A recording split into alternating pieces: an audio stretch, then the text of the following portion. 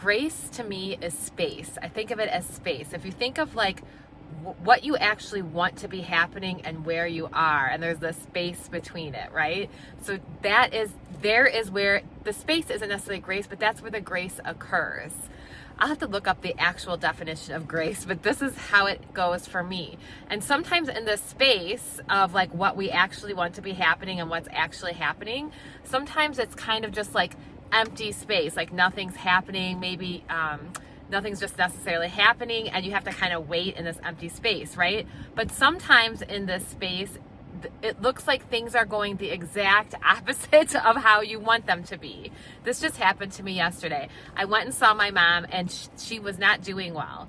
And I was very calm at first and very like in my counselor coach kind of mode, therapist mode. And I was asking questions, open-ended questions, and staying very calm and not judgmental. And it worked really well, you know. But eventually what happened was I started reacting.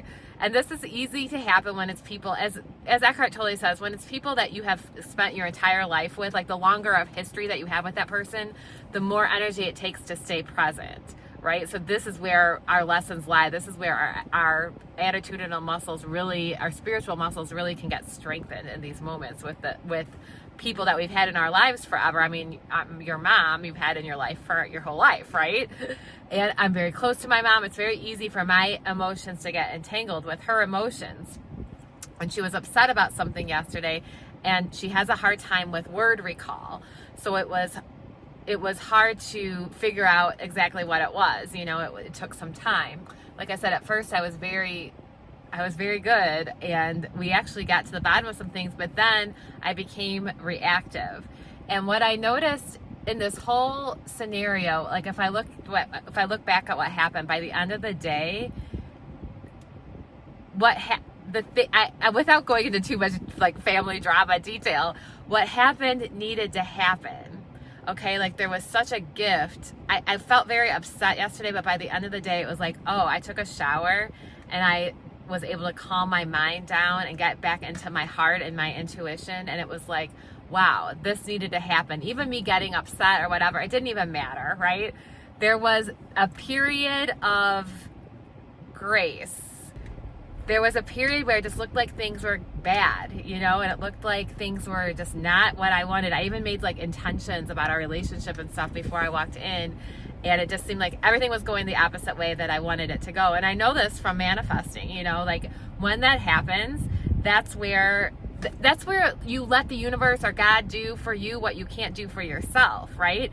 And I think I've always had it in my head, like, just don't mess it up in those moments. Just be quiet. Just allow it to happen. And guess what? Yesterday, I got reactive, and then I started thinking I am messing it up, and I didn't even mess it up. You can't mess it up, right? You can't mess it up. So the end of the day and today, some things, I feel closer to my mom. I feel closer to another person in my family that I was kind of struggling with. Without going into too much detail, like everything that happened was supposed to happen the way that it happened, and I have this peace today. What's also interesting with what was happening with my mom, I'm realizing this more and more just about, and my mom, I was talking to my mom today and she was saying this, she said I was thinking too much. She literally said I was thinking too much.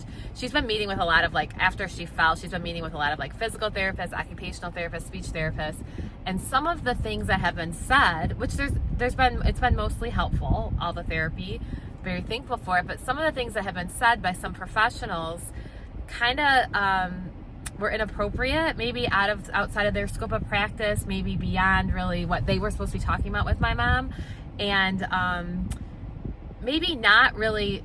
My mom's 81 years old, so maybe not really handling, like treating an elderly person the way that she needed to be treated, like being kind of intrusive, which it's almost like why you don't, my friend Kate talks about, Kate from Soulful Space, she talks about like decluttering, you know, your house. You don't go into anybody's house and just start like throwing things away, especially an elderly person. Because it's psychologically distressing. That's not what happened, but it was kind of a form of that, of like going to somebody's house and trying to take over, and it's like psychologically distressing, especially for an elderly person. Like what looks like they might need might not actually be what they need. So we got through this, but my mom was saying how she started thinking too much. I'm like, oh my gosh, so did I. Like, we both were trying to figure it out, think too much about something that wasn't even a problem. It was something that somebody else said that was kind of like almost like creating a problem. And then we realized there is no problem. Like, we know better than what somebody else knows, right? There's a time when it's like, okay, we are the ones. Well, I think that it should always be that way. We are the ones that say, right, how things go and what we need. Again, it's putting your power, it's giving your power over to somebody else. Yes, there are things that are helpful about it all, but let's leave the rest. Okay. So my mom, it was just funny that she said she's thinking too much. It's about what I talk about with Eckhart Tolle. He's like, anybody who's more spiritually enlightened will have less extraneous thought. And today I woke up feeling so much better with less thought, with just going into my intuition, like what I know to be true. First of all, about the situation with my mom yesterday, what I know to be true. And then also just in life in general, what I know to be true, and just stop double guessing and like letting professionals tell us what is true, right? We know what's true. We can trust our intuition. It's time to go from our head to our hearts. We don't need to figure it all out. We don't need to overthink. And so anyway, I'm kind of getting off the topic of grace, but what I think of as grace. So like, I think of yesterday, I was in this period of grace, and I kind of, I didn't know it at the time. I almost felt like I was messing things up, or like manifesting poorly, or, getting connected with drama. I was doing that a little bit, but but when things like feel bad or seem bad, or you feel like it's all falling apart, or it's not going the way you want it, like that's when it's time to claim your power, right? And that's when it's time to allow God, the universe, to do for you, to fill the space. Allow it. Great. I mean, I think grace gives us things that are better than we could have even imagined for ourselves, right? So if it looks like it's not working out, like yesterday, it didn't work out what I was expecting my day to look like. But at the end, so there was another person in my family who ended up coming there. Like, it was just kind of a grace of God thing. What happened at the end was nothing I could have planned and nothing I could have figured out on my own. It was grace that figured it all out.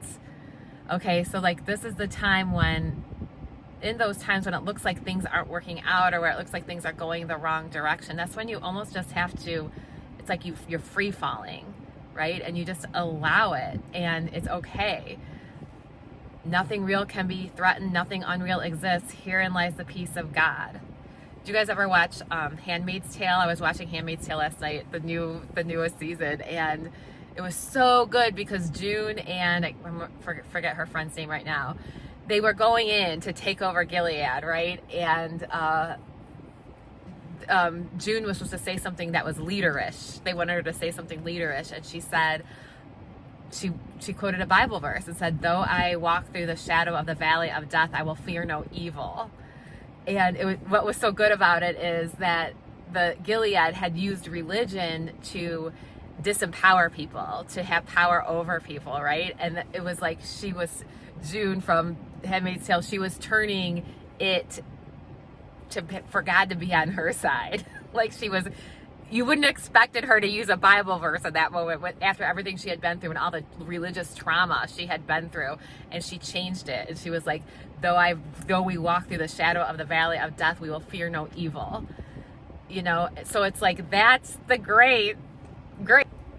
So that's an extreme example, but that's the period of grace. When you are afraid, when it looks like things aren't working out, when circumstances look awful, this is when, although I walk through the shadow of the valley of death, I will fear no evil.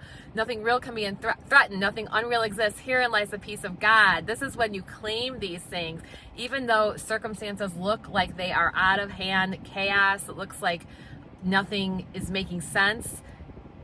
This is when you go to your inner knowing. It's hard. I'm not saying that I can always do it, but this is why I make these videos, to remind myself. I'm like reflecting on yesterday and realizing that though I walk through the valley of the shadow of death, I will fear no evil. I mean, it worked. And I didn't even necessarily, I have a lot of like I mean, obviously I have a lot of background in this stuff, so I have a lot of faith already. Like, even if looks like I'm questioning or freaking out, I have like a more of an internal stableness within me than ever before. More of an internal faith, even if on the outside, on the surface, sometimes it looks like I'm being crazy. So I don't necessarily have to like claim that all the time. But I do think claiming that just in general, it sticks with you all the time, right? It's you're protected at all times. Well, you're protected anyway.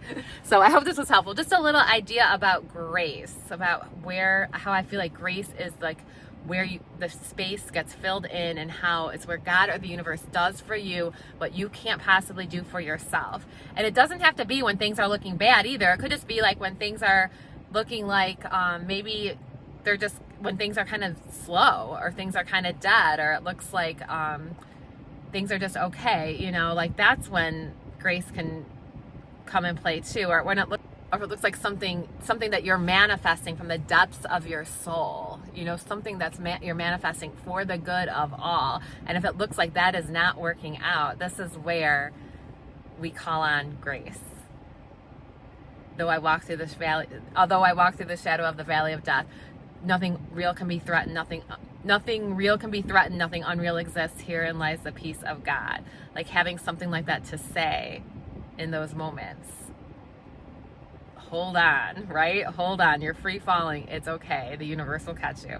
Okay, I hope this was helpful today. My name is Elizabeth Cermak, psychotherapist and spiritual coach, here to talk about bringing the vertical into this 3D world, and living a life of inner peace and seeing how it reflects in your outer world. Okay, I hope this was helpful. Subscribe if you want more videos like this, and I'll talk to you soon.